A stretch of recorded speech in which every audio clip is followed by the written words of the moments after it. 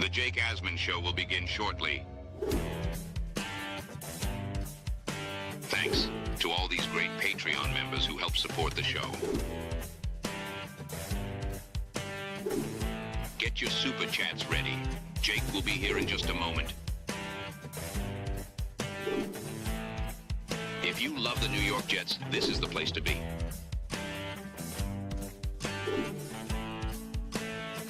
And now, the Jake Asman Show. 2 days till the NFL draft, and we got a lot to talk about involving the New York Jets. Robby Sabo will join us in his weekly spot. The latest on the draft and the New York Jets. The Jake Asman Show starts right now. Man, our Jets are primed to win another offseason, baby. We bleed Jets green each and every day. Will the playoff drought finally end? Kings of the offseason, baby. This is what we do. At least we have Garrett Wilson. We have Breece Hall. Please subscribe and hit the like button below. Super chat, baby. Cut the line. We have Sauce Gardner. We have Quinn Williams. Prepare to be underdogs. Now it's time to talk all things New York Jets. It's the Jake Asman Show. Here we go, here on a Tuesday, just 2 days away from the NFL draft. We'll be live from Clinton Hall for our first ever Jake Asman Show draft party featuring special guest Fireman Ed. Tickets are still available. A couple of you bought some tickets this morning, so thank you for that. If you want to watch the draft with me and your fellow Asmaniacs, lock in your spot. Your ticket includes a complimentary drink and an automatic entry into the mega raffle we're doing the night of the draft. And if you're a fellow Knicks fan, Game 3 will be on several of the TVs at the draft party as well. Let's say hello right now to the co-founder of JetsXFactor.com. He joins us now in his weekly spot, Robby Sabo. Robby, happy Tuesday, 2 days away until the Jets are on the clock. 2 days away, and I just thought about it, dude. The Knicks last night. I mean, who do you pin the blame on most? What was your initial reaction while watching it? That they did not feature Karl Anthony Towns at all, and it was too much Brunson-oriented and not enough team ball. What's up with the NBA? It seems like, and it's not just the Knicks, it's bad with the Knicks, but it seems like it's league-wide. It always breaks down to iso ball late in games. I mean, look at Detroit. It's not like Detroit was running motion sets late. They just... yes, that's correct. They gotta Tibbs not playing Payne more. 4 minutes. I don't get it. Force it into town somehow, and don't have miscommunications on D. The difference at the end was Mikal just all he had to do was hit one of those last 3 shots. He couldn't do it, and the miscommunication leading to the Schroeder 3. That's the difference. They don't know who they are. They don't have an identity, and I don't think they'll ever find it. This team. Well, the thing is, as bad as they played at points in this game, they hit a couple shots, they win, So yes. I still think they'll win the series. I picked them in 5 before. I'll still stay with it, but they had a chance. Bridges hits a couple of those shots. Brunson hits the good look he had at the end. It's a different game. So we'll see. Pistons are a good team. They're going to wake up. And it's crazy. First of all, physical basketball, physical NBA, better NBA. I mean, there's no doubt about it. But for the Knicks, it ain't good because when physicality ramps up, they have problems, and in the fourth quarter they were clearly foul hunting. Like we saw Brunson do it. They were looking for fouls, engaging, and it worked for the most part. But in crunch time, it's going to be tough to flip that switch. The Jets are on the clock in 2 days. Yesterday, Jets general manager Darren Muji spoke for the final time before this draft, the annual pre-draft presser. This was Muji on the state of the Jets roster. Yeah, I feel good about where this roster's at right now in April. And I feel good about going into the draft and adding some good players that can help us win. And after the draft, it doesn't stop. We'll be scouring the street list for workouts, the alternative leagues, potential trades, and that it just never ends. But feel good about where the team's at now and feel good about adding players that are going to help us in this draft. Do you feel good about where the team is at, Robby? That explains it. Thanks, Muji, for the details. I'm so up to date now with the happenings. It's hey, they continue their silent approach, walk silently and but confidently, and I get it and I like it. I think Douglas, in a lot of ways, Douglas was the same way. So comparing, that's fine. You can compare, but these are new guys. These are unique guys, and they're going about the silent approach. Muji, it's a tough situation because, again, Glenn is the boss. Glenn is the tiebreaker. So when you hear Muji speak and you try to analyze him, you kind of have to think about it as a filter through Glenn. And I'm not trying to dump on Muji. He's the GM. He's an important dude in the organization, no question. But in terms of who they're going to draft at 7, I still think it's going to be Warren or Membu. I would be stunned if it's not one of those two, unless something crazy happens. But hey, it's the fact that stuff is getting spread around in terms of they might take a defensive player, they might take the Texas corner. It's not a bad thing. Well, to me, if they end up taking the Texas corner, I have completely lost all faith in this regime, and that's it. I mean, I'm sorry. I'm not going to sit here and dignify the idea that the New York Jets are going to take a corner who is not even considered necessarily the best corner in this class, let alone a true corner. Some think he's more of a safety. He's more of he's a hybrid. Yeah. Like, I cannot, under any circumstance, justify taking a corner at 7. To me, if they trade back, it's at least a compelling conversation of you got extra picks. Let's see what those picks are. And you're going BPA. But taking a corner at 7, when you already have Sauce, you're about to pay him. You already have Brandon Stevens. You just paid him. Then you factor in they already paid Michael Carter at the nickel spot. How could you justify taking a corner at 7, Robbie? And Schefter put it out there yesterday. It was Schefter. Albert Breer said something about it last week. And yesterday on McShay's podcast, he noted that Barron is also, according to his sources, in play for the Jets at 7. So that's 3 people all connected to various people in the league. Yeah. Connecting the Jets to this guy, it doesn't make any sense. Well, here's how it does make sense. If it was reporting, especially in this day and age, social media, communications extraordinaire, if it was one person, it would be more cemented than all 3, if that makes sense. The fact that it's all 3 at the same time tells me that some games are being played. And it's smart. And listen, this is just my opinion. This is just me reading the room. I'm not saying it's fact, but that would be my opinion, that it started with Schefter and bounced to the other 2. So I'm with you. I would be completely shocked. I think his physicality is something Glenn loves. If they didn't have Michael Carter, maybe he'd be more apt to take him. But what Glenn loves most is like the traditional build from the inside out approach. So that's not a corner. That's not that guy. And, I think it's still tight end or Membu. Well, a lot of people also think a defensive player, an edge, is even in play for the Jets, or another defensive lineman. See, if Mason Graham is there and they took him, well, maybe not my first choice. I understand the thought process because many think he's a top 3 to 4 player in this draft. The consensus big board, which essentially takes the rankings from all the people who do this stuff for a living and compile a master list based on the average, has Mason Graham as the 3rd best player in this draft. Well, it's not my preference to take a defensive lineman, and I question whether or not he's maybe the most ideal scheme fit. At least I understand it.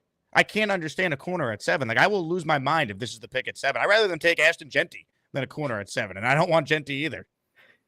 Yeah. And, what if would you lose your mind less if they take him and convert him to safety? Then it's Jamal Adams all over again, taking another safety in the top 10. And when it comes time to pay him, they're not going to want to pay him. They're not taking him. Again, lean on the fact it's fans, all 3 guys coming out and saying it, all 3 big guns. Who was it? McShay, Rappaport, and Schefter? Were those the 3? Yeah. Okay. Odds are it's doubtful. Odds are it's a smokescreen. So, they're doing their thing. They're doing everything they could possibly do to throw it out there. And we're in a time and place in the league where people are so skeptical, and the skepticism is so high. Like me even bringing it up that it's probably a smokescreen. I have no evidence of that, but it's so commonplace that you could actually, think about it and believe it is, and no one will blink an eye. And even when they put this information out, these teams in the league, they know, like, these other teams won't buy it. Yet it's still worthwhile because that's how much info travels. So I'll lean on that and believe it's that until, they prove me otherwise. Edge could be in play. Todd McShay talking about Jalen Walker being a name to watch. Yeah. Now, at least he plays a premium position. But once again, taking an edge doesn't feel like the best use of a top 7 pick when you have glaring needs on the offensive side of the ball. And you have some talented players already in that room, and McDonald and Jermaine, and you have Quinnen up the middle. Like, I'm not saying it's a finished product. It's not. They could take a defensive end at some point in this draft, but I would not take an edge at 7 either. I would go out there and invest in the offensive side of the ball, whether that's tackle or tight end.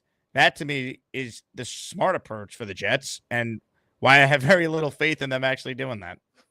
So if they really love Walker above the other 2 guys and they took him because they love him and are that high on him, theoretically, I would say, okay, I understand it.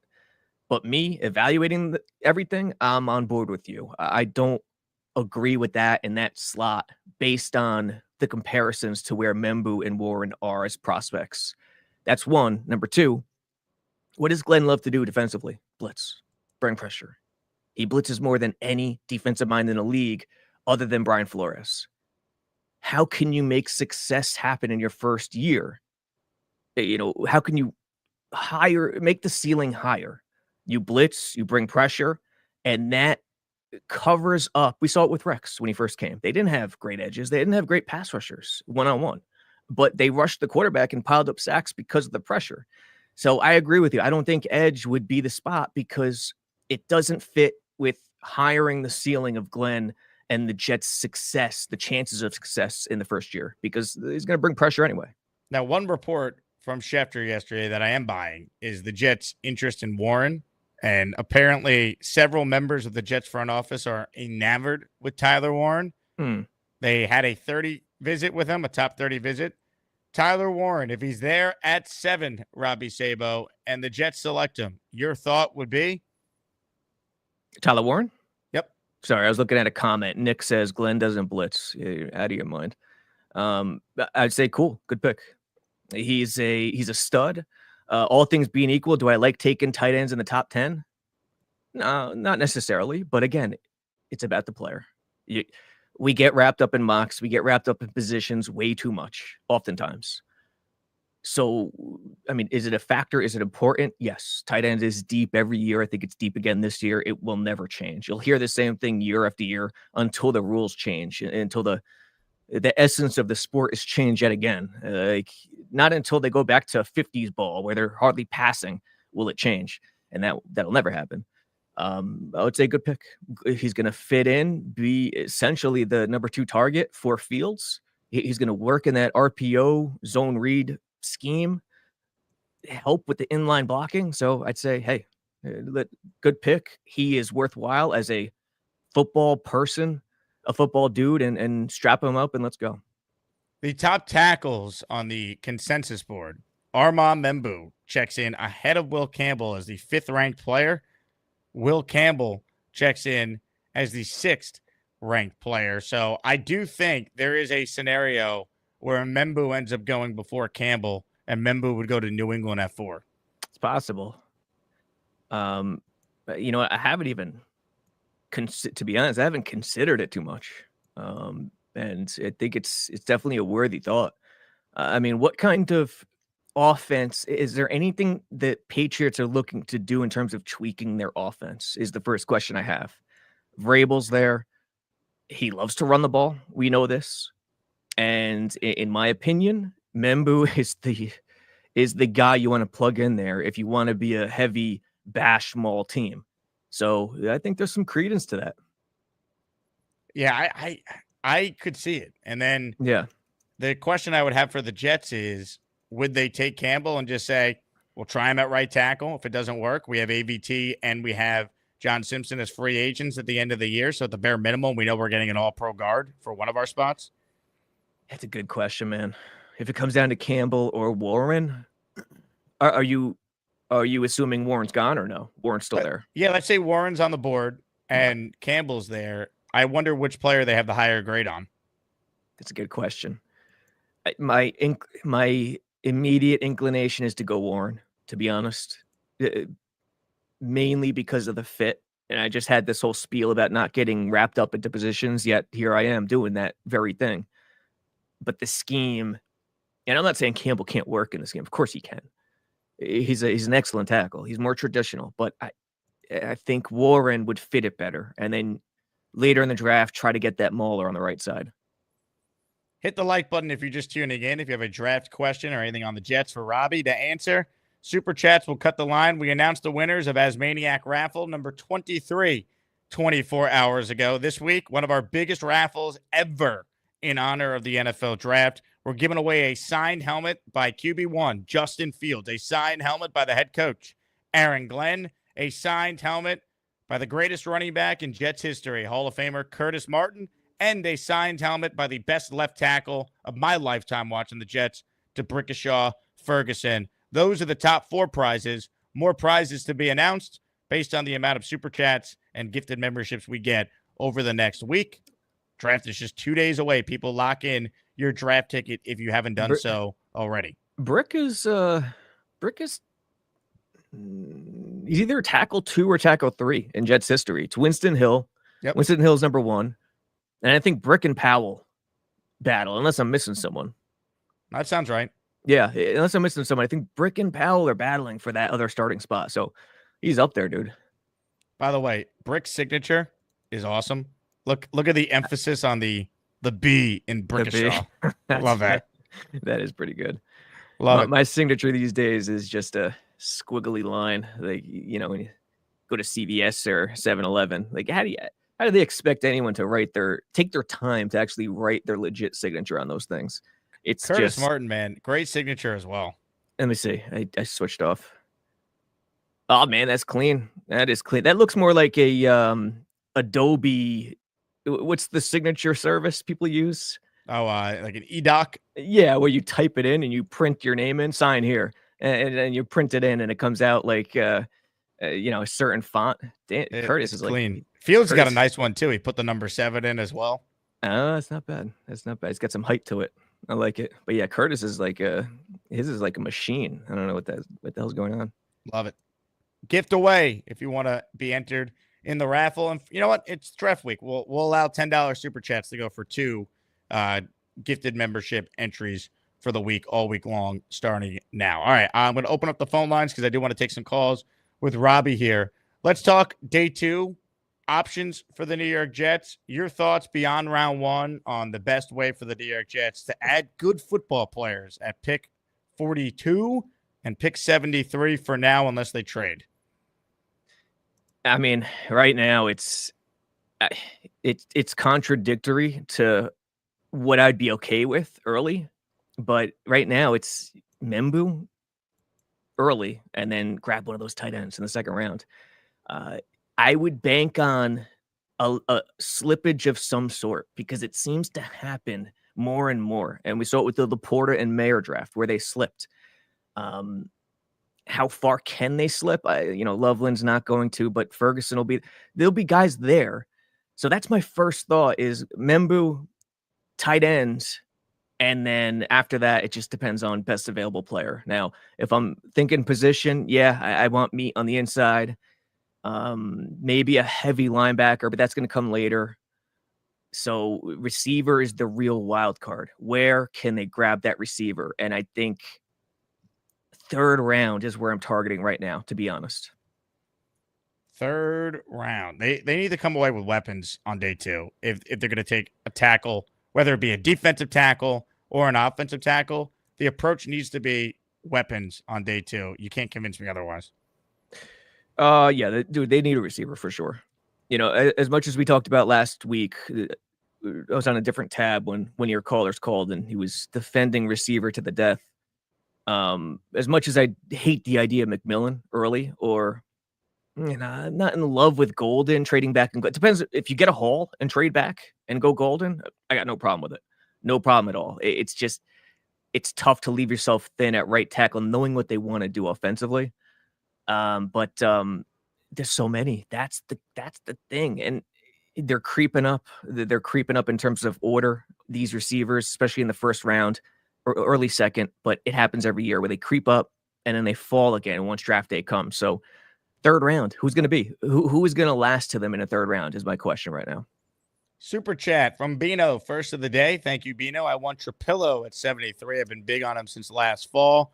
He will beat out Okafor, day one starter, big and nasty. A lot of people like Ozzy Trapillo, nicknamed Crazy Train, as an Is option that his for the nickname Jets. for real?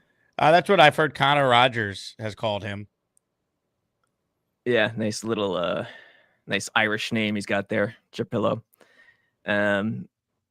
Obviously I know it's not Irish. Yeah, he's a big dude. I don't 316, 33. He's long, he's a big dude. I don't know too much about him. He seems like another mauler, but speaking of position, look at recent history with O-line. It is so much tougher to draft these guys. And I'm not saying it's undoable. If you have the coaching, it works. Look at Philly. Look at Detroit. Those guys on Detroit's O-line were not all high picks. And that's what you got to bank on with this Jets coaching staff. But comparatively to the drafts of yesteryear, it's tougher to draft these mid-round linemen and make it work out. But hopefully they have the coaching to get it done. Hit the like button if you're just tuning in. Comments, questions, super chats. Cut the line. Good comment here from Franco. McShay hearing Tet McMillan for the Jags at 5. That's been the latest rumbling. And if that happens, great for the Jets, because the more premium players that are pushed down, it makes it easier for the Jets to potentially trade out if that's the path they want to go. I hope so. That would be tremendous. And Genty too. I mean, I hope he gets snagged before the Jets as well, because they could have the pick of the litter. They could even have more trade back opportunities. So I hope so. Are there any Jets fans? Because I remember when we first started a couple months ago, the Tet McMillan bandwagon was going strong. Are there any Jets fans still high on the Tet McMillan at 7 bandwagon? I mean, I like him as a player. I just don't believe that the Jets are going to take a player who would be a real outlier at that position that high based on his speed. I don't see it. Glenn's talked too much about speed for me to think they're going to take Tet at 7. Yes. He's talked about blocking too. Tet, I guess I don't know how great. How often was he blocking in college? Yeah, true. Yeah, I don't know how great of a blocker he is, but I like the player too. People think I hate him because I'm defiantly against it at 7. I like him. I just think he's too high. I think he's ranked like Odunze last year. I was getting ripped to shreds for saying Jets do not draft Odunze. It's just too early. Top 10. For me to take a receiver in the top 10, he has to be beyond explosive. He has to separate himself in a way where, as you said about Glenn, the speed, the explosiveness is there. And I just didn't see that with Odunze, and I don't see that with Tet. I think he's going to be solid. He's going to serve a purpose, but I'm not taking him in the top 10. No way. Jay says you hated BTJ also. Were you not high on Brian Thomas? Oh, I love Brian Thomas. Go search Jets X Factor, my name, and big board, and you'll see it in Google, the article. I put out the big board before the draft last year. I'll find it real quick. It's just not a great receiver class relative to last year, which is why, like, if there was a Neighbors type or anyone or Brian Thomas type, I'd rather that at 7 than a tight end, even if Warren's awesome. Say it again. I'm sorry. I just the receiver class is not as good, which is why you got to make the best available weapon, which I think happens to be for the Jets a tight end at 7. The receiver class is not as good in terms of the high ceiling, like the upper echelon, but I think it's deeper than people think. But I can't disagree. It's not as good comparatively speaking overall in terms of how deep it is usually. Now let me ask you this, Robbie. Where did you have BTJ? Because if you prove Jay is just making stuff up, I'm sending him to the hole for the rest of the day. I got it right here. I got the big board. I got the big board right here. I'm looking at it. What do you have him? Harrison 1. This is the Jets specific big board published on April 25th. I usually wait until before the draft. Harrison 1, Neighbors 2, Alt 3, Bowers 4. Yeah, this is the tough one. Latham 5, Fashanu 6, Thomas 7, Odunze 8, Fuaga 9, Futanu 10. Doesn't sound like he hated Brian Thomas. Can I share my Jr. there, screen? Jay. Can I share my screen? Is that possible? Yeah, sure. You got to go into present at the bottom, and then you hit share screen. Look at these dudes making stuff. You gotta love the attempt, though. It's good stuff. Jay says, I stand corrected. Top 10 as well, Sabo. All you right, see it? Jay. We won't put you in the hole. We can see it. Go Jay, ahead. you silly goose. Jets final big board. And here it is, my people. Harrison, Neighbors, Alt. And people, I couldn't believe it at the time. People were down on Alt. You got to be outside of your mind. Dude was tailor-made for the NFL. Bowers, too. Stud. This is the one I regret. I wish I had Fusano ahead of Latham, but I didn't. Latham, and I still think Latham could turn out to be okay. He's got the coaching, too, where he landed, but it hasn't worked out to my expectations. But, yeah, dude. It was not an Odunze fan. Like Brian Thomas 7, Odunze 8, the Harrison Neighbors in a tier. It's not even a question. Bowers is fine. Not a Rome Odunze fan. Again, I wouldn't pass on Odunze. I just wouldn't. He's body control. He's deep ball tracking. He's possession. He doesn't have the just utter explosiveness that I want in the top 10. I would draft like McConkey. When people would say I'd rather have McConkey than Odunze last year, they'd get thrown off the train. But you know, it's the way it is. We get locked up into the mocks.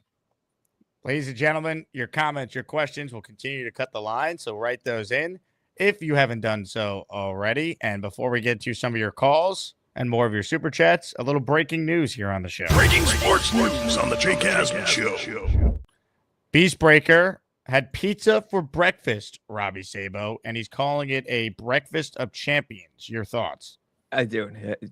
What were the toppings? Is my first question. Great question. I mean, what can you think Beastbreaker would ever put pineapple on his pizza, or no? Is he not a pineapple type dude? Let's ask him. Beast, would you put pineapple on your pizza? Oh, hell no! Hell no! Are you crazy? I eat sausage, my friends. It's police officer beast to you. You're a police Agreed. officer now, Beast? What did that say? Yep. Where's your badge? It's coming soon. Okay. In the mail. Oh, I got that shirt that Gator sent me. It's a beautiful shirt. It's the little Joey shirt. Now let's get back to Robby and some more questions. Now we have my Get the f*** out. Thank you very much. Pizza for breakfast. You gotta love it. You think it's cold or you heat it up? It's cold. It's gotta be cold. I'm not sure. Rick Kent says impersonating a police officer is a crime. Well, he is an actual police officer, Rick, so it's not a crime if it's true. It is a crime. We got to be honest. It's you cannot impersonate. Hey, I'm close to Joseph Blewett. One Joseph Blewett. He could handle business. You think there's gabagool on the pizza? The experimentation he must do with toppings is something better left unsaid. I got to be honest. Unbelievable. Weave the Dweeb with an Asmaniac super chat. Thank you, Weave. I think we all agree that first, second, and third round in some order needs to be receiver, tight end, and tackle, and then build the trenches with defense in the later rounds. I agree. I've said this for a couple weeks already. Barring, I guess, like Mason Graham being there at 7, who'd be like the only defensive player I'd consider in that spot. I want the Jets to go offense, offense, offense with their first 3 picks. So watch them take 3 defensive players with their first 3 picks. I agree. And it's not even the players so much. The players matter, of course, but the idea of Glenn, because we've had defensive coaches shoved down our throats in the head coaching position for years, decades. So the idea that a defensive coach will come in and draft offensive guys, knowing that the need is so dire and knowing that they need. See, here's the thing. The scheme defensively is changing, of course, with Glenn as compared to Saleh. But it's manageable. They have the talent to get it done. The scheme offensively is changing 180 degrees. So the fact that that's such a more dire need, and Glenn recognizes that and drafts accordingly, even though he's a defensive guy, and he tells people he just happens to be a defensive coach, but he's a coach first, would be refreshing for fans, I think. comments, questions, super chats, cut the line. Reminder, if you get the membership this week, you have a chance to win a signed Justin Fields helmet, signed Aaron Glenn helmet, signed Curtis Martin helmet, and a signed DeBrickashaw Ferguson helmet. Let's see what you guys are thinking here. Oregon says making AVT plays tackle opens up a ton of new opportunities, maximizing our draft capital. I agree with you, Oregon. I have said this for a while. I'm still holding out some hope that maybe it's a smokescreen when they said AVT is a guard, because I agree. If you played AVT at right tackle, it gives you a lot more flexibility to take advantage of some of the strengths of this draft and fill some needs. Yeah, I'm not opposed to it. I'm not opposed to it. I don't think it is a smokescreen yet. I think it's their plan to keep him at guard. Yet I don't think they'd be so stubborn to not make a change later down the road. You know what I mean? Like, I don't think he's locked into it. So depending on how it shakes out, it could certainly happen for sure. And, you know, by the way, AVT would fit this offense at right tackle. He really would. So there's versatility there. Now, the health is the thing with AVT. You know, looking at it on paper, yes, it's more desirable in terms of who they're going to get as that fifth offensive lineman to put him at right tackle. But the main thing is injuries. He's just got to stay healthy. That's first and foremost above everything. JD, a lot easier to find guards rounds 3 through 6. Exactly. Mm-hmm. And then there's almost value in. Yeah, you could draft a guard, and, you know, if you don't end up re-signing AVT or you don't end up re-signing Simpson if it doesn't work out, well, then you're covered a lot more there. Just to me, it makes sense. And I think AVT would be up for it because he'd have a chance to be paid more as a right tackle than he would as a guard. So that's the other factor, but we'll see. True. And by the way, the getting injured at right tackle thing, I think it's overblown. But at the same time, there are like muscle memory stuff where you could be a little more susceptible. So I think it's somewhere in the middle. It's overblown for sure, but there's something to it. He's just got to stay healthy. That's first and foremost the biggest thing.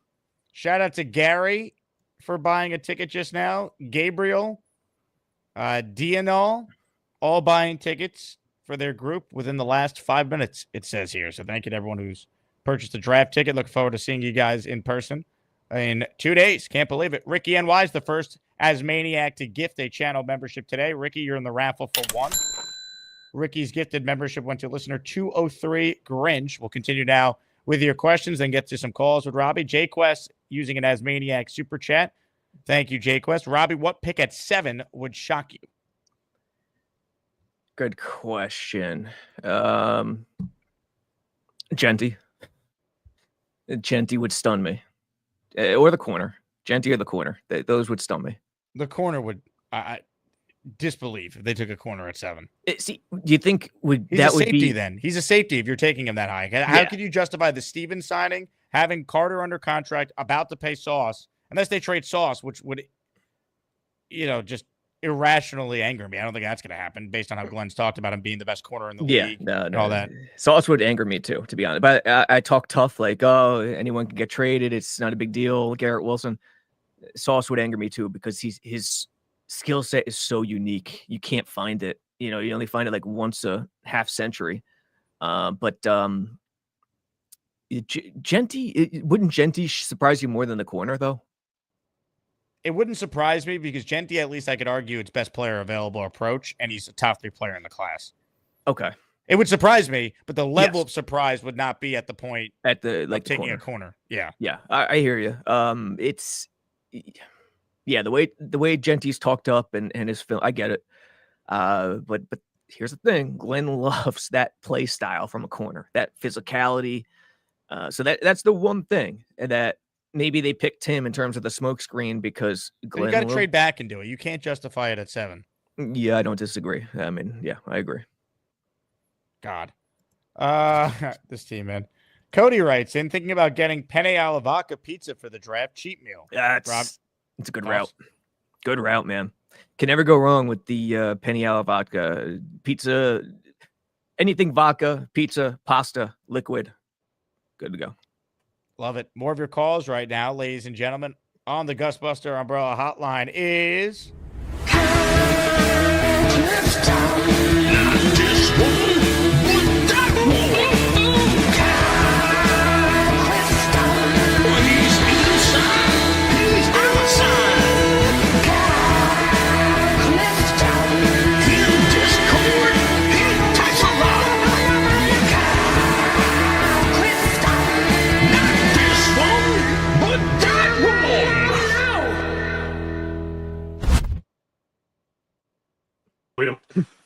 I haven't heard. Kyle. I haven't seen that one yet. Is that just a Brand It's new. brand spanking new.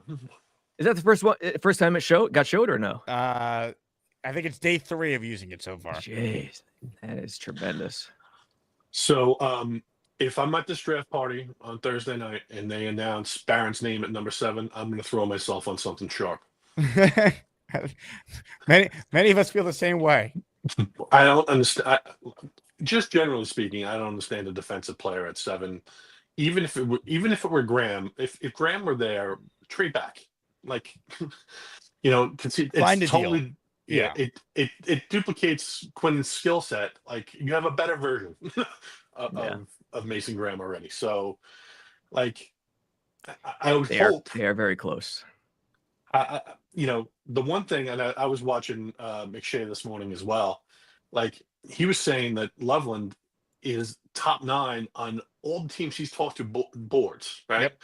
So if you have a drastic need at tight end there, and you have these 2 different kind of flavors, and you think you can scheme for one or the other, and you might have the room to go back a little bit and still get that guy, let's do it.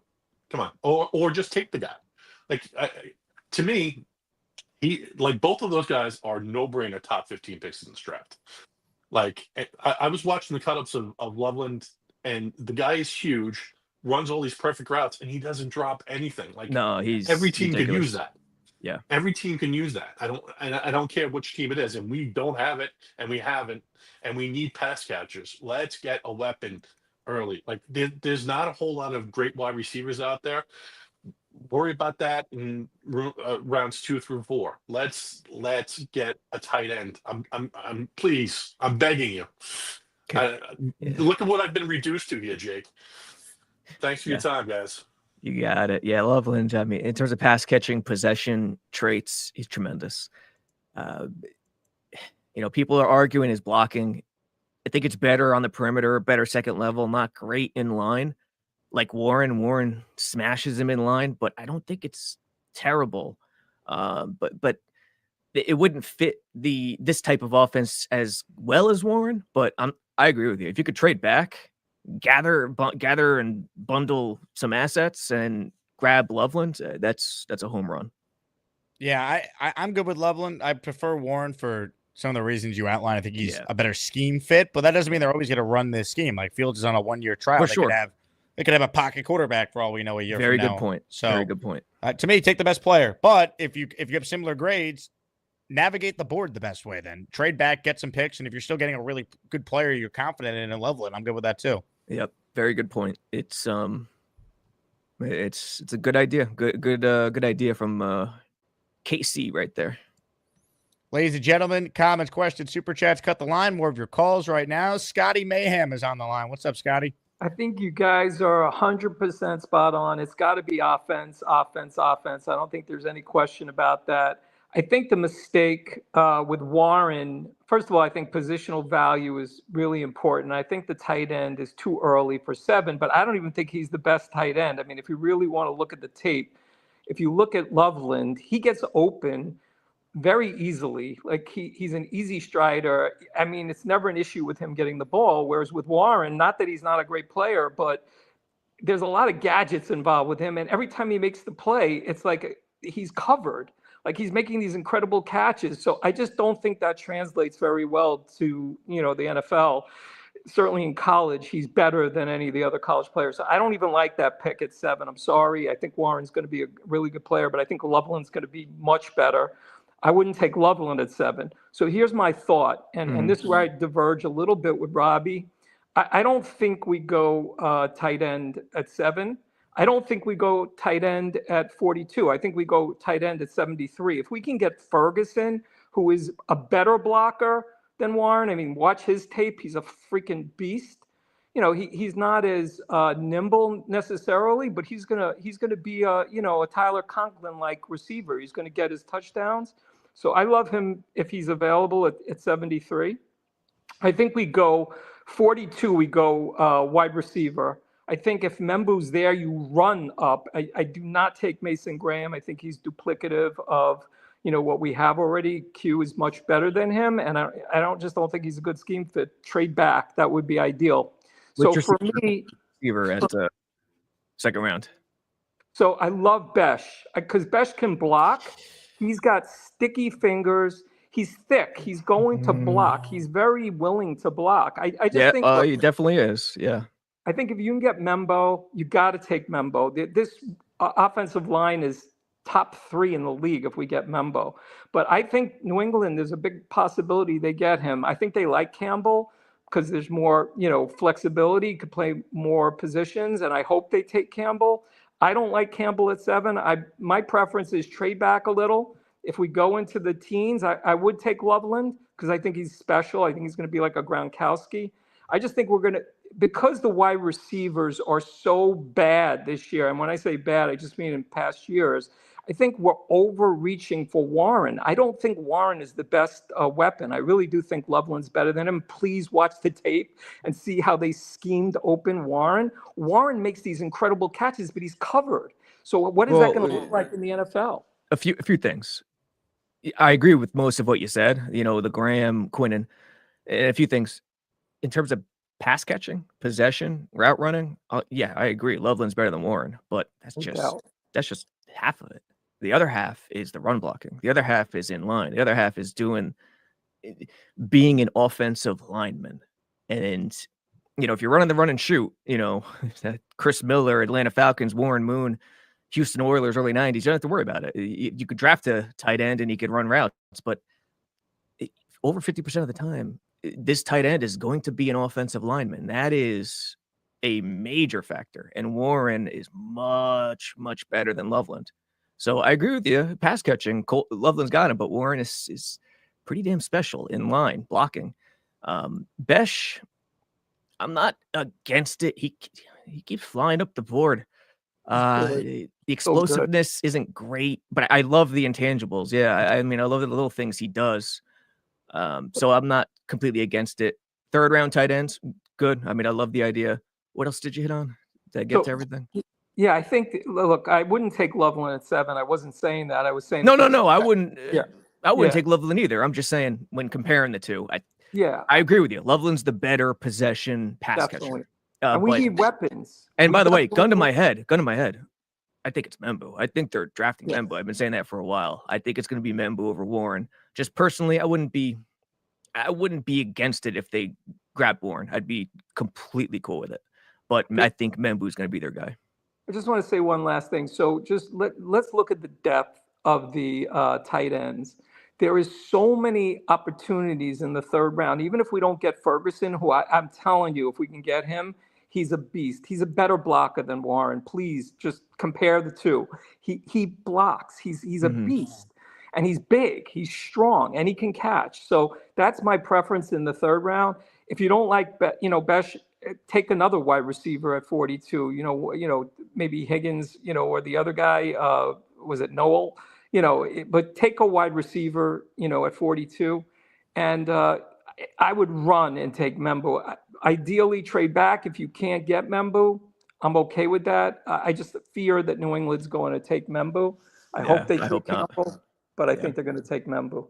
Yeah, to be honest, I have not given that thought, and this is the first time I'm thinking about it now. I hope it doesn't happen. I just wonder how they feel about Campbell if that scenario plays itself out. Like, would they just take Will Campbell and be like, I don't care about his arm length. This guy dominated the SEC. He could be a right tackle. I think I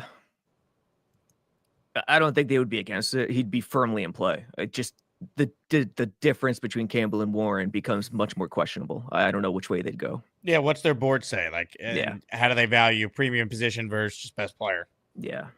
I think Membu and I have no doubts. I think it's a civil war between Membu and Warren right now in the organization. But I think with Glenn, Membu's going to win out.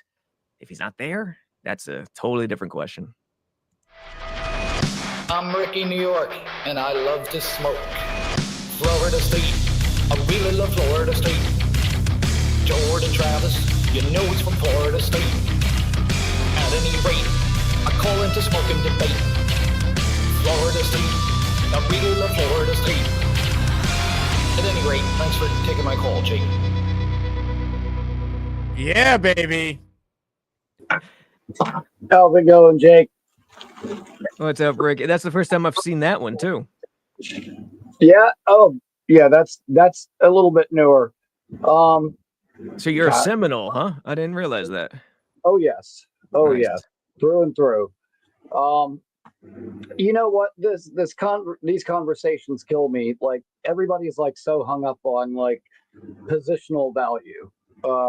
You know, but history, I guess, would dictate that you don't really take a tight end at 7.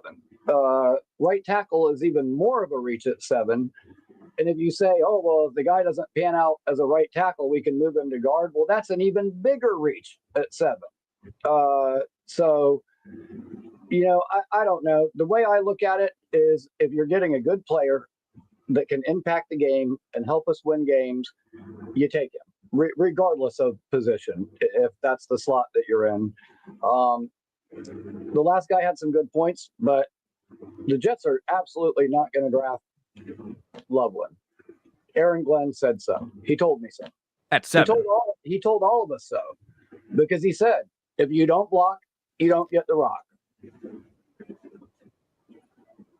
And Loveland don't block. He's a great pass catcher, but does absolutely nothing for you in the run game. I don't think he's a 0 as a blocker. Yeah, I wouldn't say he's a 0. He's just more. He just shines more in the blocking in open space, which is a hell of a great thing in the NFL. Let's not poo-poo that. Right. Now, I'm doubling down on my own personal prediction. I think that when the draft happens, a bunch of jaws are going to be hanging open. Nobody's going to be. It's going to be like when we picked Will McDonald, and everybody went, "What?" But I'm seriously hoping that say Graham is gone or whatever. I don't want Membu. And if we don't take Warren, dude, I'm totally on board with picking Matthew Golden in that slot. In what slot? 7. At 7? Yep. He's got the speed. He's a technician, great route runner.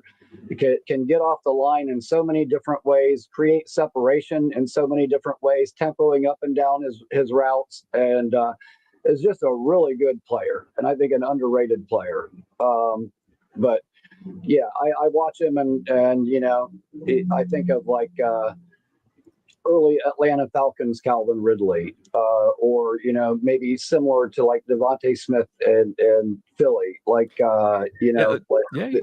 kind of players. Quick, just explosive, and the other thing is people say, oh well, we can't take him. We've got Garrett Wilson. They're too. He's pretty similar. Yeah, they're pretty similar. But you know what? Who wouldn't want 2 Garrett Wilsons? Typically the other team would put their best corner on Garrett Wilson. What are you going to do if we got 2 Garrett Wilsons? You can't have your number 1 corner everywhere. But I want a weapon for sure, and I would not be surprised at all if they went that way early. Yeah, at 7, it would be tough. I mean. I wouldn't too early be for a receiver. I wouldn't be the idea of Golden. I'm not against whatsoever. Trade back, again, grab those assets, grab Golden. Okay, I'm not against it. In terms of the high ceiling picture, it's not the best fit with Garrett. You really want more of a possession guy, but I'm not against it. If you think he's that special, sure, go for it. But at 7, that's tough. Hit the like button if you're just tuning in. Comments, questions, super chats, cut the line. Reminder, the show's available in podcast form. You can find the Jake Asman Show wherever you get your podcast, on Apple or Spotify. Type in Jake Asman Show, and it comes right up for you to listen back to anything you might have missed. More of your calls right now.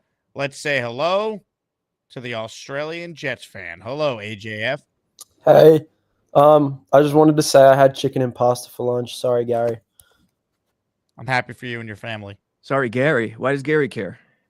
He doesn't think they go together for some reason. But Chicken and pasta? Chicken and pasta. I mean, I'm thinking about it now. If Gary really is on a carnivore diet, then he doesn't eat pasta either because it's not meat. So is chicken lo mein out of the question for Gary? Like, does that qualify? Yeah, yeah, but apparently, like, he just doesn't like chicken and pasta. Chicken doesn't go with pasta. Don't you know it's disgusting? Chicken can't go with pasta. Why? Because of the texture. Instead, go get yourself pizza at the closest Shell gas station. Cause chicken don't go with pasta.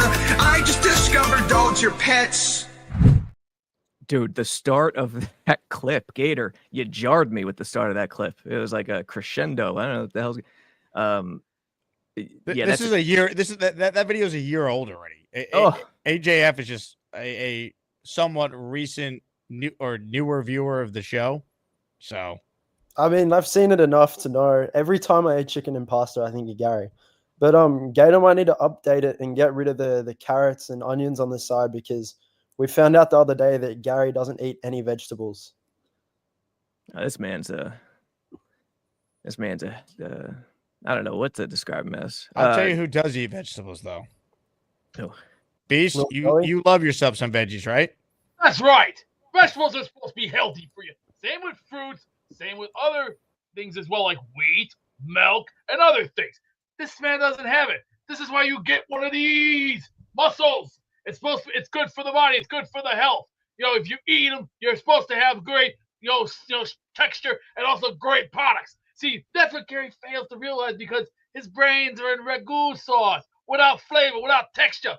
See, it's like making a traditional spaghetti sauce. All you need is texture, ingredients, and perfect. There you go. Service with a smile.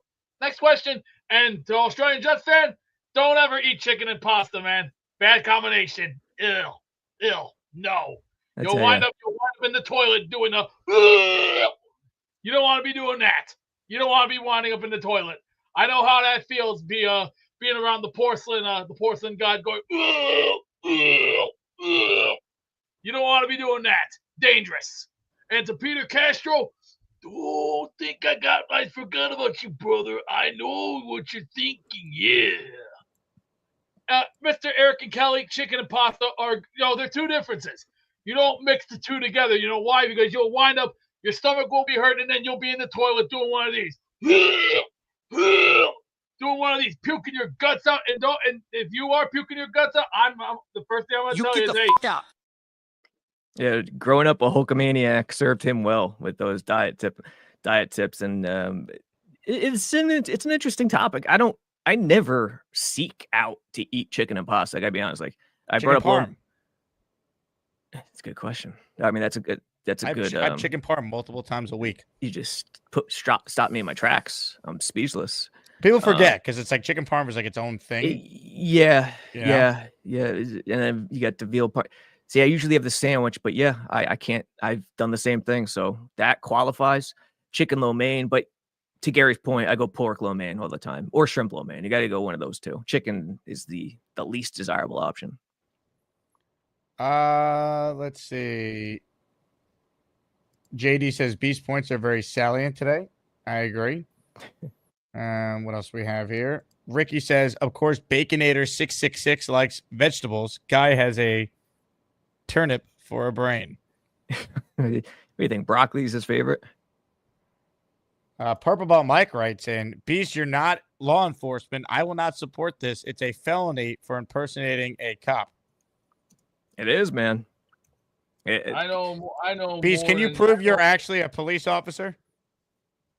Yesterday, I caught Bobby Beasley busted as Little Joey. See, I took pictures yesterday on my camera phone, which I have right here. See, all you got to do is go do one of these right here. See this right here? This little thing right here? I can trap evidence right there. All you got to do is look for the one little thing called photo in department and then take the snapshot. Real easy to do. All you got to do is figure it out. See, I have all the evidence right here. There you go. There's the Beast. evidence. Hey, Beast. Evidence. Rick Kent, can you say he's under arrest if you're a cop? I don't want to. I could prove everything, Mr. Kent, but I'm not going to enjoy a slice of pizza and don't eat chicken and pasta. He doesn't like pizza. Rick has a gluten allergy. You just killed him. Thank you. I gotta go to the toilet right now. Take a leak. Rick Kent says he knows not to mess with me. Thank you. Have a good day and go enjoy yourself. Are you afraid of Rick Kent? No, I'm just telling him just go enjoy your day and have your pizza. Don't eat chicken and parm. You'll get sick. No, he doesn't eat pizza. He has a gluten allergy. It will kill him. Well, go have a sandwich then. Go make a peanut butter and jelly sandwich. That's fine. Gluten, he can't do it. That's attempted come on, second-degree murder. No, peanut butter and jelly is fine. No. Telling a guy to eat that. How about go get some Minute Maid? Minute Maid is good for you. It has a lot of fruits in there and a lot of other things in it. Plus, it's healthy for you. That's what Gary fails to realize. Health is number one. Go out and get a Minute Maid. There's fruit in there. There's apple. There's pears. There's pineapple. There's also oranges in there. Go out and buy it once in a while. It's not gonna kill you. Rick Kent says, "Run away, little coward." Ooh. Yeah. Well, bye. Beast, do you drink? Oh, he's gone. Oh, he left. I was gonna ask him something. He'll call back. Don't worry. Beast, do you drink milk? What type of milk? Whole milk, 2% breast. He's the type of human on this earth that I'd be shocked if he doesn't drink milk. Let's see. Rick says, "How can this slob talk about health?" Rick Kent says that punk is afraid of me. I do get the sense that Beast is afraid of Rick Kent. It's a very interesting development. Yeah. Rick Kent sent him to the hole. Beast doesn't like to be sent to the hole. Yeah. It's a real thing. I could sympathize. Super chat here from J Mo. Last chance to get in with Robby or have a question get answered here. Last chat we had with Robby till after the Jets make their pick. Yeah, this Thursday. Baby. J Mo, chicken Alfredo with fettuccine is great. Chicken parm with spaghetti is great. I personally love chicken parm, a little spicy rigatoni. That's been my go-to. Are you let's see if we have any, are you a veal parm person as well? Love veal parm. Yeah, I do. Same. I don't have it often, but yeah, I love veal. Beastbreaker says Rick Kent needs to move on. Rick Kent then writes, "Beastbreaker is my bitch." This is a stunning rivalry developing here between Rick Kent and the Beast. Have I met Rick Kent? Has he called in? He's called in a couple times.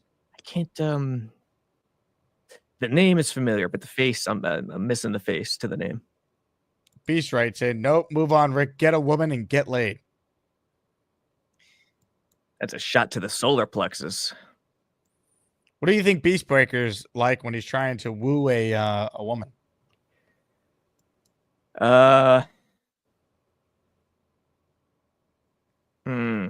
It's a good like John C. Reilly and Step Brothers. It worked for him. Robby, thanks for joining us. Right, as maniacs, don't go crazy. Hey, what's the curfew Thursday night? All night, baby, to the break of dawn. Is Beastbreaker going? He says he'll be there, but in spirit. Has he gone to one of these events before?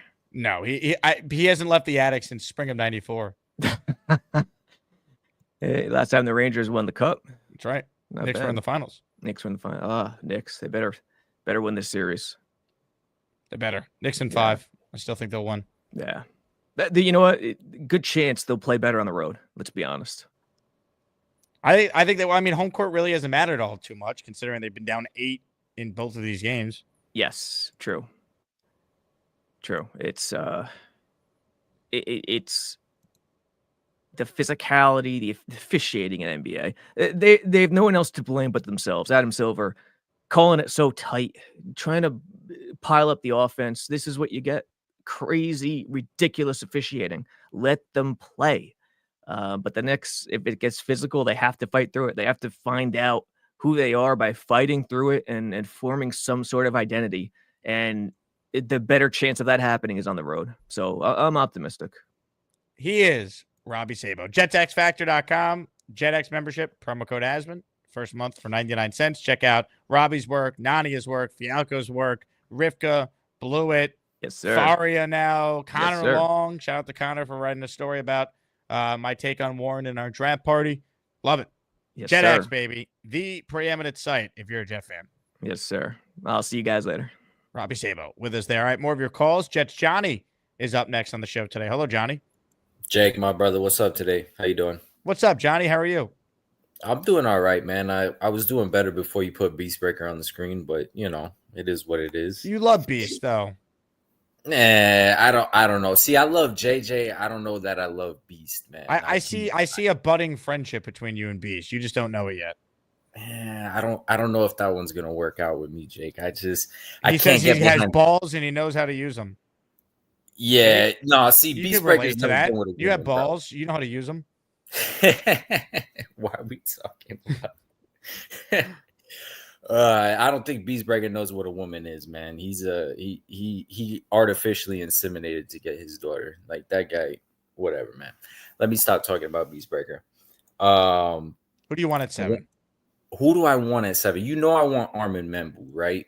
But when I'm looking at the board and stuff like that, I was trying to think of like different ways the board could fall because like, you know, I think everybody kind of gets lockstep once the order kind of comes out and everybody's like, okay, Cam Ward's definitely going 1. Like there's no question in anybody's mind that Cam Ward's going 1. But a lot of teams like Shedeur Sanders, right? Shedeur could go 1. And I think if Shedeur goes 1, then you could start seeing teams acting wild because in my opinion, I think Cam Ward's better, right? But let's just say Tennessee falls in love with Shedeur. I think that could cause some domino effects, a thing that like nobody's really thinking of. Because if Cam Ward's there, now you can see the Saints trading up, right? And then you can get this bidding war going. So I just think like I want to keep like an open mind in the draft because I feel like every year I have a guy that I'm like, oh, we're going to take this guy. And then Will McDonald comes out of nowhere, who I got to admit, like I didn't even really know who he was when we took him. I was like, Will McDonald, who the fuck is this guy? You know what I mean? So I think we should keep an open mind because we don't really know what's going to happen. And I think people are falling in love with certain guys. A corner at 7, though, would be absurd. Yeah, I agree, but he's not really a corner. Like when you look at him, he's more of a hybrid type guy. So I can see where the appeal is, but I totally agree with you. Like I want to take a player that when I look at him, he jumps off the tape at me and I'm like, yo, this guy is great. And when I'm down to that, I'm saying like Mason Graham, Membu, and Tyler Warren. Those are the 3 guys that I think will be there that are great. And I want to build the wall, man. I want 5 guys. I want to maul people. I want to run people over, and I want to win games. And I think the way you do that is by building that wall. So, but you know, Membu might not be there. I'm okay. What's his name? Will Campbell. Will Campbell. Yeah, I'm okay with Will Campbell. I know people are talking about like his arms and stuff like that, but I look at him, I'm okay with that. But I want Membu, man. Like if he's there, I want Membu, and that's it, bro. I like Membu too. I get that. I wonder if Kelvin Banks could be in play.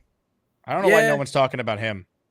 And that's the thing too, is right. Like this is all the smokescreen season because last year was all the Jets are taking Brock Bowers. That was the big thing right before the draft was Bowers. He was there and we passed on him and we went for Fashanu. And nobody was really kind of linking Fashanu to the Jets. So I don't know about that. Last year I felt like O-line was going to be the pick. Yeah, I felt like they were going to pass on Bowers. The decision came down to Bowers versus whoever the best tackle on their board was, which was Olu. Yeah, but I feel like the main thing was like the Brock Bowers. Like we were taking the tight end, we were gonna take the thing. So that's what I mean, you know. But I think like we just gotta be open minded to how the board falls, and like I'm okay with a few different things. I just really don't want to take Jackson Dart at 7. I know that hasn't been talked about in a while, it's not gonna happen. I could see a team that is desperately in love with him. I hope they trade with us at 7 to come up and take him, and we're able to trade back. Because I like how Ricky was talking earlier about Matthew Golden. I really, really like Matthew Golden. I just don't know how I feel about him at 7 because, like, at 7, you're talking about like Jamar Chase level type guy that you need. And I don't see Matthew Golden being that guy. But if I can fall back to 15, 17, 19, somewhere there and take Matthew Golden, I'm all about it, man. The guy's a stud. He's really, really good. So yeah, Membu's my guy, man. I really hope we get him. So let me ask you this, Jets Johnny. yeah. You and Beastbreaker, you sit down for dinner. All right. Boy. He makes you some of his famous pizza. Do you think you guys would be able to hit it off? Because I think you would.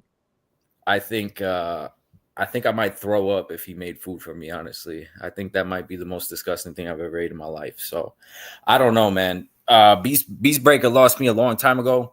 And Little Joey, I'm about Little Joey. I'd hang out with Little Joey if he wants to, drop Little Joey off, and I can hang out with Little Joey. But Beastbreaker, nah, man. And then the thing is too, right?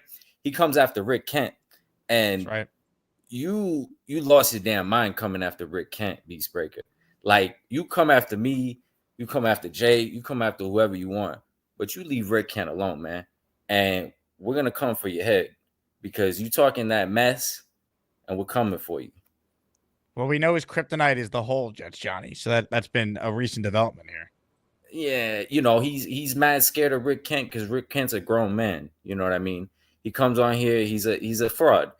So when a grown man is in front of him, he cowers. And that's why he's afraid of Rick Kent, because Rick Kent's a grown-ass man. So, we're not worried about Beastbreaker around here. The real Jets fans, we're not worried about Beastbreaker. We know he's going to fade away. When the season starts, he don't know what the hell he's talking about. He wants Warren, Membu, and this other guy. Who do you want? He wanted freaking this guy, Rex Ryan, and Andy Reid. Like 3 different coaches. Yeah, he wanted all these guys together. This guy doesn't know what the hell he's talking about, man. He says he's not afraid of Rick Kent. You're afraid of your shadow, bro. You're afraid of everything. You're afraid of a mouse. Beastbreaker he's a fraud, bro. We don't mess with you, bro. Stay Johnny, in the shadow. We'll agree to disagree. I appreciate your call as always. Jake, I love you. You're my brother, and we'll agree to disagree. I'm afraid. Beastbreaker, come on the screen right now. Tell me I'm afraid of you. Beastbreaker. Beast, where you at? Where you at, Beast? He says you're a fake rapper. Are you a fake rapper, Johnny? No, I'm not a rapper. Blitz BK is a rapper. I make music, right? Sometimes I happen to rap on my music, but I'm not a rapper, so you can't call me a fake rapper because I'm not a rapper. So, but that's neither here nor there. Beastbreaker, you talking all this shit about you make music and you play guitar and all that stuff? Where's your track at, man? Blitz BK roasted you. He absolutely bodied your whole existence, and you haven't said nothing. What's up with that, bro? He says, I got the balls. You ain't got nothing. You definitely don't got balls. That's for sure. Ladies and gentlemen, Jets Johnny. What a call. What a statement. Hey, how about David Atkins? David Atkins is the first person to gift a 5 spot on today's program. Thank you very much, David. He's in the Asmaniac raffle for 5. Money, money, money, money, money, money. All right, the following 5 people are channel members. Kyle Clifton, 3 Siblings J, Donovan Morgan, NY Jets Florida, Dixon Yas. How about that? A bunch of OG listeners to the show, all in that one batch. Pretty good. Appreciate you, David. Right now, there is no one on hold besides Beastbreaker, who doesn't have his camera on, so I don't even know if he's there, and Australian Jets fan. So I'm left with no choice. The show must go on. Yes, Australian Jets fan? Yeah, I just wanted to say I don't understand how people hate Beastbreaker. Like, I genuinely don't see a point in hating on Beastbreaker. Like, it genuinely baffles me how people can sit here, watch him, and get mad at the stuff he says. Like, it's just quality entertainment. Like, it's the easiest way for me to describe it. I see your point, but he's a very polarizing figure. I agree, but like I think that for people hating on Beastbreaker, they have to agree he's brought more to the show than a lot of other contributors. Like he's given us a lot of content this offseason, especially with Little Joey in the recent days. Little Joey, I think, is probably just like People don't like Gary, but they love Gary's daughter, Decker. Beastbreaker needs to play up little Joey as a way to boost his popularity with the community. I mean, right now he's kind of playing the villain role. I don't think he minds that, but as an avid watcher of the show, I'm here for it. I love it. AJF, how's Finland today? It's actually not that nice of a day. It's the weather's been pretty shit. When do you get on a plane to come to America? On Thursday. So Thursday in the morning Finland time? Are you going back in time? So I get on the plane at 7 a.m. in Finland, and then I get to the US at around midday on the same day. Love it. Yeah, are you ready to experience America? I cannot wait. If they let me into the country, hopefully I don't get detained, because I've been seeing a lot of shit on TikTok and on Instagram and stuff of people, getting absolutely cooked trying to get into the country. Well, you're legally coming into the country, though. Yeah, but they're scared that I'm going to stay in the country illegally. I don't think you have to worry about that. I think Hopefully not. Yeah, I just have to come prepared. I saw recently on the news these two Germans, they were like backpacking or something. And when they came into the country, they were asked where they were going to stay. They said they hadn't booked a hotel yet. So then they got detained because they thought that they were going to stay in the country illegally. So I just have to come prepared. Well, just don't break the law. I think you'll be all right. I won't. I think some people in here might hope I get detained though, but worst case scenario, I'll just have to call in from wherever they put me. Looking forward to it. Me too. I can't wait. Ladies and gentlemen, AJF. Jet Nation, why not a quarterback in the second round? I think it's kind of a wasted pick for the Jets this year. Pick 42 is a high pick. I'd rather it go to a player. I want to give Fields a real chance this year, and in a much better quarterback class a year from now, take my chance in round one. Like, statistically speaking, like, Jalen Hurts is an outlier that he was a second-round pick that won a Super Bowl. 32 of the previous 58 Super Bowl winning quarterbacks, including Patrick Mahomes, were drafted in the first round. Only 3 quarterbacks drafted in the second round have won a Super Bowl before what Jalen Hurts did. That was Breeze, Favre, and Kenny Stabler.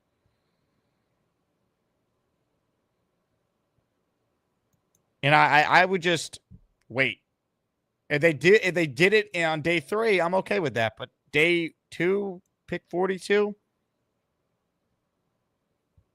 it just doesn't feel like the best asset management. But if they take a quarterback that high, they obviously have some conviction in that player. JYB with a big $50 super chat here. JYB, I know you won a raffle prize yesterday, your Ken O'Brien jersey. It's on its way. It was sent out yesterday. It might actually be there today because you don't live that far from Manhattan. So be on the lookout for that. And this is for you. We're the freaking New York Jets, so we're built for this shit. 10 raffle entries for JYB. These smoke screens are ridiculous. Can't wait till the draft's over and we get the real content of watching the film on our players and getting the breakdown on scheme fits. Yeah, it's a fun time. The post-draft, hey, let's start breaking down the vision for these guys. Yeah, plus we'll then get a little OTA and mini camp action. It'll be fun. Jet Nation, Jake, I just have no faith in Fields. I understand that. I'm not going to sit here telling you that I think Justin Fields is great either. I'm rooting for him. I think he was the logical signing post moving on from Aaron Rodgers. But I'd rather just wait till next year to get my quarterback. Build the roster up for whoever the quarterback is, if it's Fields or whoever it is.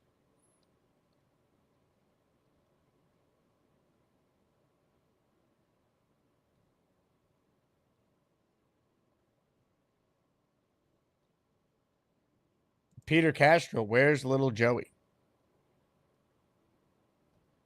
It's a great question. Anthony says, AJF, you sound like the adult in the room. I agree with you. The Beast is probably one of the most entertaining people on the show. Love him or hate him, you watched. And how could you hate Beast? He says Allen is a dipshit. Yeah, I mean, he makes a salient point, no? Peter Castro says that Beast is making Joey Parmesan for lunch. M. Morris says, little Joey going to be hard to beat next tournament. Imagine little Joey's entered in the tournament.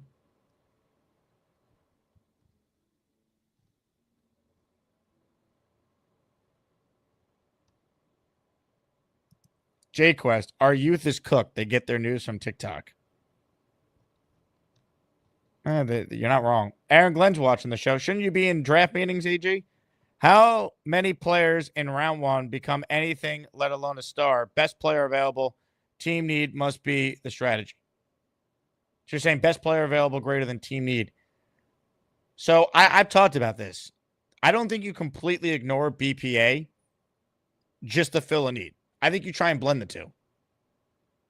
Like, you can't tell me that if the Jets are there at 7, Armand Membu and Tyler Warren wouldn't be some of their higher-rated players. There's just no way. And that's the Jets are the outlier team that doesn't have top 10 grades on those guys, even though everyone else does. You know what I'm saying? So I think you try and blend the two. And then I think once you get past the premium spots, like early on day one, and then your second and third round picks, then it's BPA. You're not reaching at that point for needs. You're trying to identify guys with maybe special traits that you think can develop into being long-term starters for you. That's what you're trying to do on day 3. Can you find a trade or two with a guy that, hey, if coached properly, you got something here? You're looking for impact players in the top 10. Pick 42 is a starter. Pick 73 is a contributor that can start. And then down the list you go.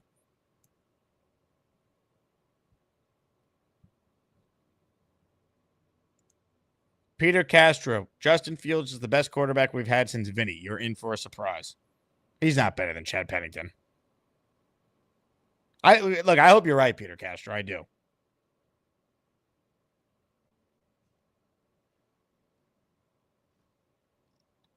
David says, looking forward to the draft party. I'll be in New York City tomorrow, flying from North Carolina. Can't wait, David. I'm so glad you're able to make it. Uh-oh. Peter Castro has been banned from seeing little Joey.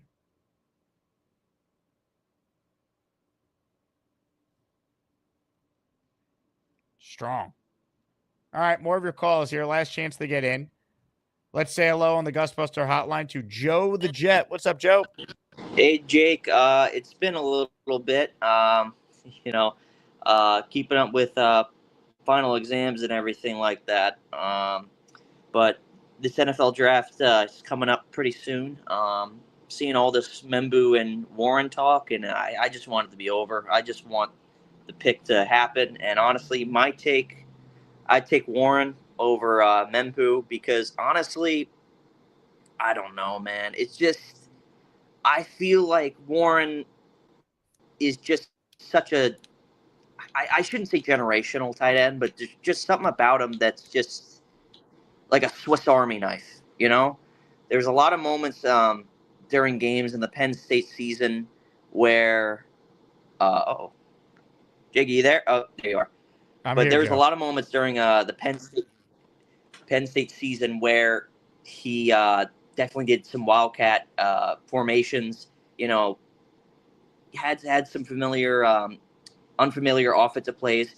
And I think Tanner Angstrand would really like to have that sort of chess piece in his arsenal to sort of move around and sort of place in different spots. I don't know what Angstrand is. That's the big thing. Like, we don't know. Is he going to run exactly what Ben Johnson did? Is he going to run a different offense? I think he's the most important coach that's not named Aaron Glenn, though. That I know. I'd imagine he wants good football players, right? Every coach does. He wants playmakers. They don't have enough playmakers right now. So I lean with getting a weapon. Honestly, to be perfectly honest, I fear the report that recently came out about the Texas corner. I remember Aaron Glenn came out to one pro day practice, and that was Texas University's pro day practice. He went to I'm A&M a little as bit well. worried that he went to A&M as well. Okay. Yeah. But I'm a little bit worried that he's looking at this guy, this corner, and being like, you know what? Tyler Warren's a good player. Armand Membu is a good player. But this corner out of Texas, he's something else. And he's going to convince Muji and convince the Jets brass to take him at 7. I don't want that. I think, honestly, it's a waste of time. And it's just a waste of a pick, honestly. I think they need to focus on the offensive side of the ball. There's a lot of holes that need to be filled at that side of the football rather than the defense. I hope not. Could I see it? I guess. I mean, we don't know, but it just doesn't make sense to me. Like how they've addressed corner and free agency, what they already have. Like to take a hybrid player who is not even considered to be the top corner. Like it's not Will Johnson we're talking about. We're talking about maybe the second best corner. Like there's a debate on that. Like not everyone feels that strongly about him. Dom C has him as his 4th rated corner in the class behind Hunter, Johnson, and Thomas from Florida State. Yeah, no. I mean, honestly, when I look at it,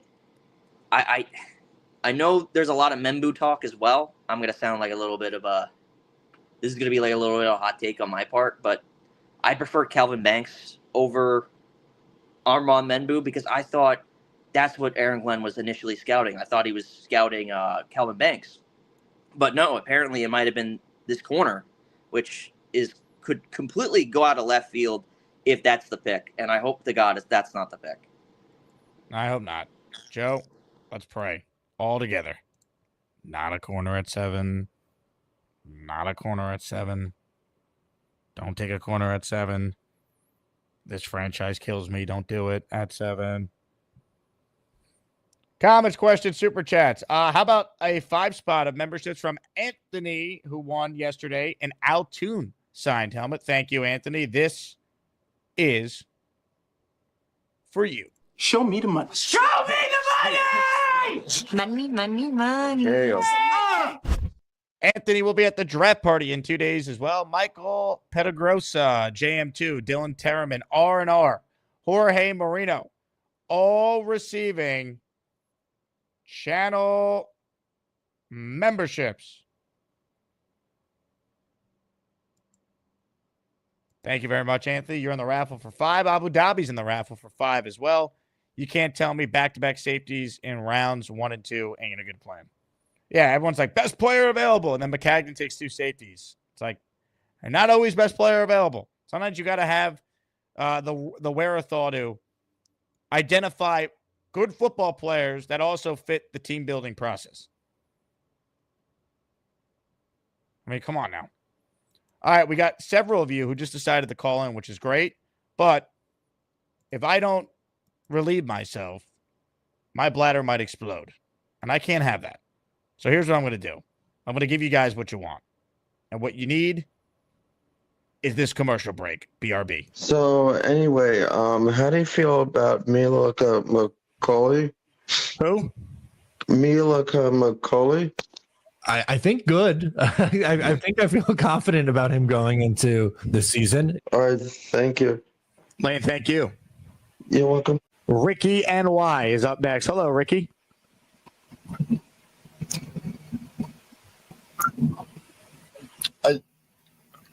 Okay, did you lose me? What's up, Ricky? At any rate, I will be calling back soon with different Wi-Fi. You're the man, Ricky.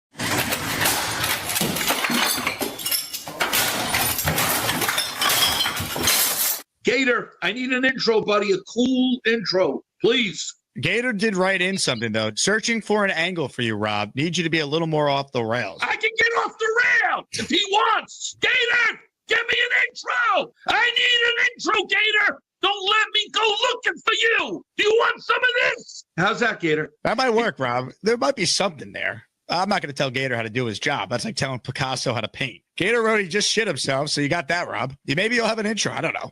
Maybe Gator will make you an open if you weren't so cheap with your super chats. All right, fine. Here, how do you do this? For this is what it's all about, right? Mother effing goddamn super chats.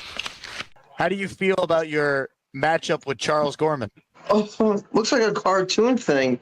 He has good moves. How do you feel about this whole Dazon Reddick news? I think Dazan should show up to training camp immediately, Lane. I don't think we're going to win the Super Bowl without him. I look like G-Man in the bed right now. Yep. Moving along. Thank you for the call today. You're welcome. Ladies and gentlemen, joining us right now is an absolute legend and someone that fans of the Bobby Midnight program know oh so well. She's from Australia, the golden blonde beauty. Can't live without her, that girl makes me freaky. Sarah the angel is everyone's sweetie. If she dumps her husband, I'll be her next baby. Sarah. Good morning. Good morning, Sarah. Now, I have a surprise for you. Oh, Ladies and gentlemen, joining us right now is Sarah's coworker, Craig, also in Australia. Craig sent me a photo here, and full disclosure, I haven't seen it. All right, we're back. Appreciate all of you sticking with us. Comments, questions, super chats. I saw this one super chat from Abu Dhabi Jet fan. Banks looks awesome. Membu, pure right tackle. I get it, but if Membu's not there, would they take Banks, who's a tackle, over Campbell, who some say is more of a guard? That's the question I would have. Maybe Banks would be the guy in a trade back in a perfect world. Let's say hello to Nick Shine, who's on the line. Hello, Nick. Please don't take a corner at 42 or 73 either. Please don't take a corner at 42 or 73 either. God. It'd be really tough to buy in if that's their plan. Oh, I'd be disgusted. And you know me, like I can make a twist or a positive take on anything, man. I was saying last night on the show, I can't defend that if it's Barron. Like you're going to see a side of me you haven't seen. It's not going to be nice, but I don't think they go that route. I think there's a smoke screen there, right? I think that maybe they're trying to get the 49ers, who would be a good fit for Barron, maybe someone to jump up. But I can't see us doing that. I can't see that being the start when we need help in the trenches and how valuable that is in the NFL today. I can't see that being it. And I don't know. I don't get that report yesterday. I don't see the logic behind it. And you know me, I try to base all my takes off of logic. I can't see any logical way to take a guy who's a tweener. He's not a big hitter. So he's only 194, so you're not taking him to be that Deion Branch, like big hitting, like tight end covering, blitzing, like type of guy who can come off the corner. It doesn't make sense to me in any way, shape, or form with Barron. At least get us a bunch of picks and then take them if you trade down. Like I don't love that either because he's not who I just want to take at that position in round one. But at least it's like, hey, we think we're adding a Swiss Army knife on defense, and we have an extra second-round pick, and we're going to go offense in round two, and then we have a third-round pick to take maybe another offense. You know what I mean? Like, there's at least a way to spin it from that standpoint, but can't do it at 7.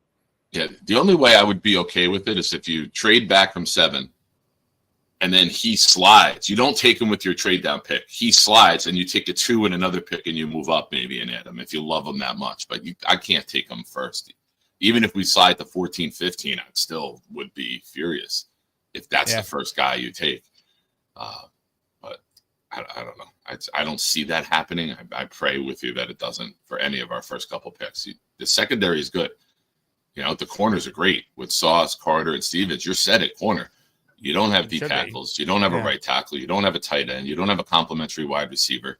You got bigger needs. Now, I get playing the board, but you got to use some logic in there too. Like you got to play the board and factor it. Like Muji was saying yesterday, it's a tiebreaker with like the size of the hands or things like that. The tiebreaker should be position of need over a guy that we like, but we're okay at that position, right? Well, you could have him rated highly. Yeah, but like that'd be my question on their rating system. Like, in what world is he a top 7 player in this draft class? I don't think I've seen anyone think that Barron's deserving of going in the top 7. I don't get it. I looked at. I'm a big Daniel Jeremiah fan. I looked at his latest mock. He had Barron going 11th to the 49ers.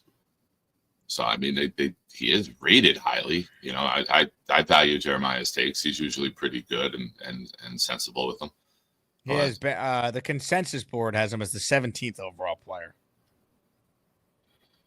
Yeah. So I mean, I just don't see the fit for us. How are you going to use him? I don't know. I mean, that's the other sense. question I have. Like, how are you using him as more of a safety in year one? Like, it's like taking running back, right? If you take running back, you're probably moving Brees. You didn't fill a hole. You just drafted another player and created another hole, right? yeah. What, you're going to trade Carter? Like, what are you going to do? Like, you're going to draft him and like just replace a guy that you have? Like, there's no logic there with it from any angle that you look at it at. So I don't know. I'm very big on somebody trading up to take Gentry. I think the Patriots could take Gentry at 4. I really do. I think Vrabel, who's coached in the NFL, you like to stick with what you know. He had Henry. He knows a reliable running game and what it can do for a quarterback and how good it made Tannehill look. But I also think the Bears could jump. And if the Giants are taking calls, I think the Bears are the team to jump ahead of the Patriots and possibly take Gentry, which shakes the whole draft up then, right? If Gentry's going 3 or 4, now if he goes 3, Carter or Hunter are falling possibly to the Patriots. So I would keep an eye on the Bears because I think that if they get a running back for Caleb of that level, he's the most intriguing person for me in the draft is Gentry. Where he goes, does anyone move for him? Does the board just stay and someone takes him? You know, do the Raiders take him if he stays there? But he's the most intriguing person for me. And if Gentry does go 3, maybe that triggers the Abdul Carter fall. Maybe Abdul Carter could eventually be in play. If the Browns pass on him and then someone trades up for Gentry, Patriots take linemen, who knows? Maybe someone trades up for a quarterback. Yeah, I'm still trying to manifest it. I don't believe it. I think Carter's the best player in the draft, but we've seen crazy things happen. But the best player in the draft falling to 7, like that. I know. That seems insane. I know it's not. It's not. They'd have to trade up. Like the Browns and Giants are taking calls. Like if the Jets called, wouldn't shock me. I don't think they're going to trade what it will take to get up there when they need picks. They can't be giving away future picks. Yeah. Little Bobby news. I talked to Bobby this morning, and he asked me to call in, and I told him I'd call in on his behalf. I don't think he agrees. Financially, it doesn't make sense for him to come. We did the math with the hotel. We did the math with the train, the Ubers, the food. Even after the money I sent him? He just doesn't have it. It's $180 round trip for the train for him and his brother. The hotel, Ubers, the food, like it's going to cost him. We can get his food comp the night of. Yeah, but you got to remember when they get down there with the train the day after, he wants to come, but I'm trying to figure out a way to help him. But even he called me, and I called him back when my schedules. I'm not falling to bed to sleep till like 3-4 o'clock now. My schedule's all messed up with the new shift at work. But when I woke up, I called him, and he doesn't. Maybe he could catfish Gorman. It's possible. Jay is just making my life more difficult though with that idea. I'm trying to simplify my life, Jay. I don't need. Wait, let me turn my phone off. All right, go ahead. So we're trying. I did have a plan for him for the game though, to come down for a game. I told him we came to a dollar amount. I said, with what you make with YouTube now, for May, June, July, and August, for those 4 months, send me this each month when you get paid. I'll hold it. And then when the game trip comes, I'll get your tickets. I'll get the hotel. I'll get the travel for you. You're not spending it. You send it to me the day you get paid. I'll hold it for you and then take care of you for that. But he's trying. How does he not have the money if he got paid like $3,000 from the weight loss? A couple people haven't paid. Well, those people should pay. I haven't been able to get in touch with a couple of them. Wow. We got people bailing on paying Bobby Midnight money that he rightfully earned. Haven't gotten replies from one at all. And then we have some Welchers in the Bobby Midnight world. Sad to see. So my friend and I we both pledged, money, but we were going to get him clothes, with the weight loss. And he put on a couple pounds the last couple of weeks, but I'm happy to say this week he did lose a pound from last week. I told him when you start losing again and you plateau out, the clothes will come. I don't want to order you clothes if you're gaining weight and then it's sitting in the back on the blue bin, just never being used. So there are some other avenues, but 760 because we owed him 382 each. 764 is towards new lifestyle, like new stuff, like either clothes or other avenues that I might use to help him out. But I told him, you balance out for a couple of weeks, the clothes will start coming in. So, but there's, yeah. And people sent money throughout the process. So he didn't get it all in one chunk. He did take care of a lot of stuff. But he did go college kid party animal last week with dinners and movies and stuff. So, well, you know what? Now reality hits. I'm very disappointed in him then, because he had the money, he planned on making this trip, and then he spent it on nonsense. Bad job by Bobby. I'm not Team Bobby on this one. I agree. I agree, and I think he knows that. And he doesn't even have the balls to call on himself and say it. He has to have you do it. Oh, Bobby, call in. I talked to him this morning. I didn't even have the sleep out of my yet, and I'm on the phone with him, and I was like, all right. I'm like, I'll call in. He's like, all right, will you call in? I'm like, all right, I'll call in and explain it. Because, if he tried to explain it, it would not come out as eloquently and smoothly as I just. Dixon says Mimosa's going to be devastated. Yeah, it's true. Very sad, but we can't force him to attend. I went to use my mouse to click on the comment below Dix's to put that on air. Jake sends another $500. I went to put that up. The content creator, I saw the comment. I liked it. I dragged the mouse and I'm like, oh, I don't have controls. I mean, I paid for my weight loss for Bobby, and then we were going to comp all his food and the actual ticket for him and his brother. But if he had the money, got some health stuff going on too. His brother's got like a wound or something on his leg. Like he's going to the wound doctor a couple days this week. Well, at least we have Gorman coming. Old reliable. Yeah. Bobby, call in. Or don't, Bobby. Or don't. Those are the options. That's it. All right. Well, sad, but I guess I shouldn't be too surprised. We're trying, but I mean, it also logically doesn't make sense to get this money, come down for one day, and then be back to zero in your bank account, right? Like it doesn't make sense to use that money for. How much money are we talking here? He has the $180 round trip. Yeah, those are the cheapest trains. The train comes to 180. Okay, so does the trip down? Because don't forget, it's for two. Right. And train comes down. It would get him here at 625 on Thursday night. That's the cheapest train. Other than that, it goes up to like a $400 round trip. And then he would leave. What is the hotel price for one night?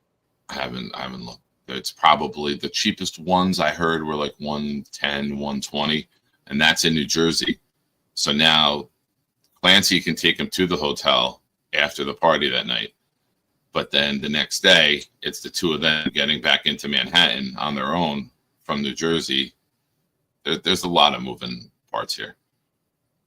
Well, all right. There's a lot.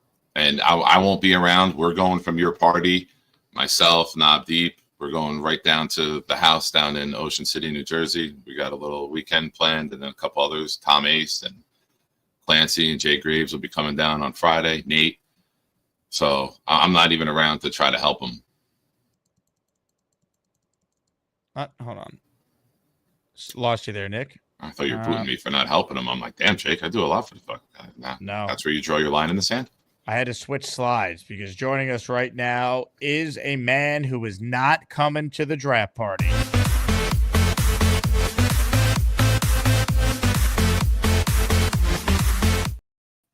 Jake, I could value your money back if you want $220.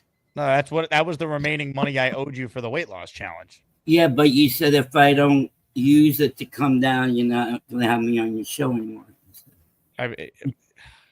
Captain Literal Man. Keep the money. The money's yours because you lost the weight. Yeah, well, I did take out my daughter in a couple of days. That wasn't a lot of money. I had to pay some bills too, and I've been waiting for the money, but we've been cracking some numbers now. How many OnlyFans subscriptions did you sign up for last week? Oh, I don't do that stuff. Maybe you should. Maybe you should.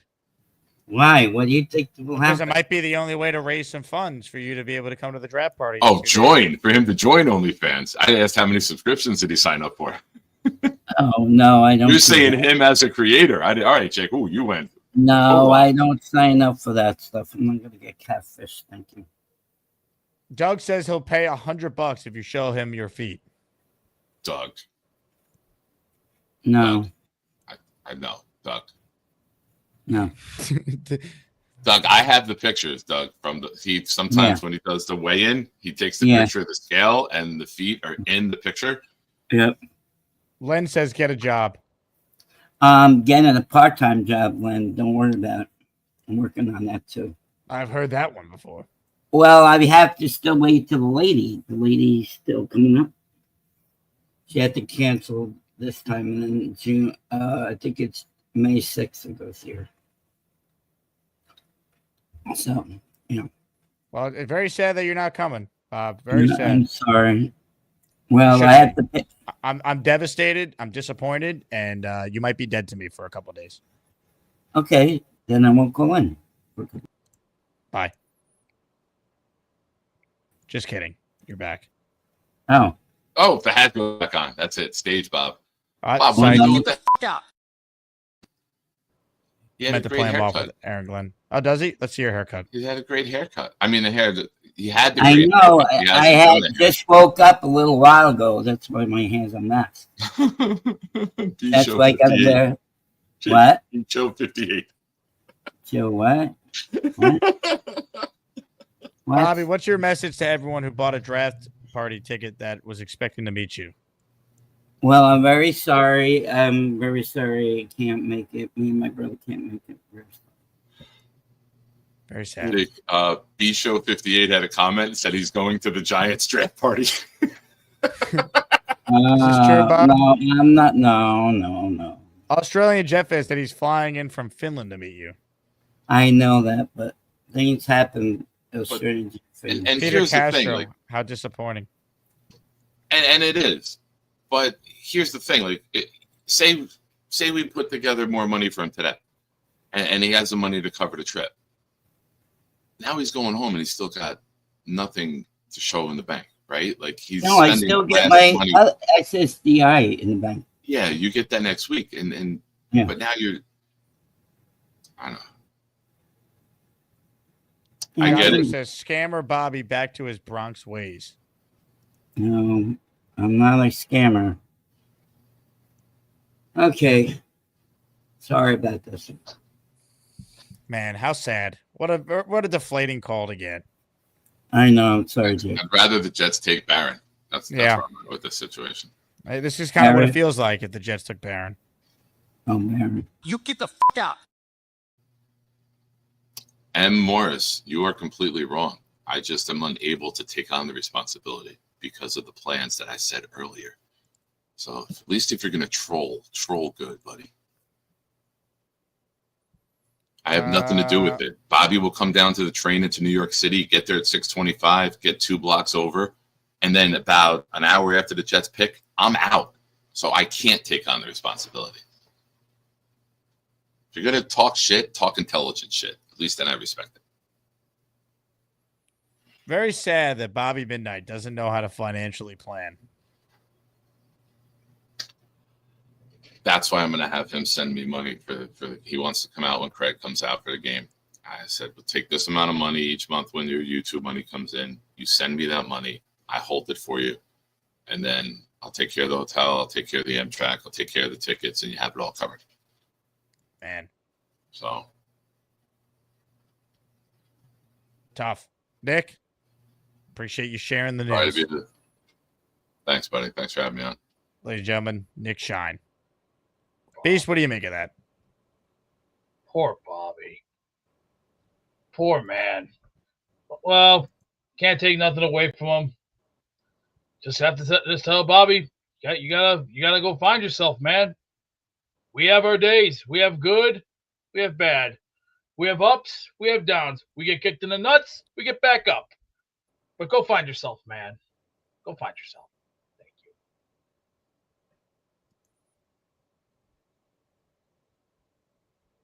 Thank you. Let's go to the next call. Right now, we're getting some gabagool. If you really want some gabagool, you gotta come get the gabagool. Catch you later. All right. Well, that's the show, folks. No Bobby at the draft party. Unless something changes over the next 2 days.